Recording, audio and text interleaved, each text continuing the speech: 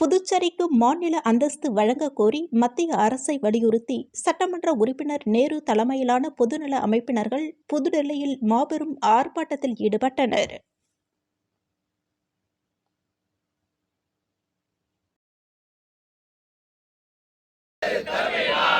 பொதுநல அமைப்புகளின்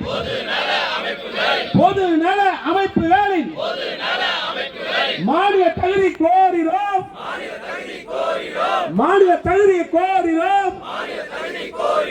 போராட்டம் இது போராட்டம். மோடி ஜி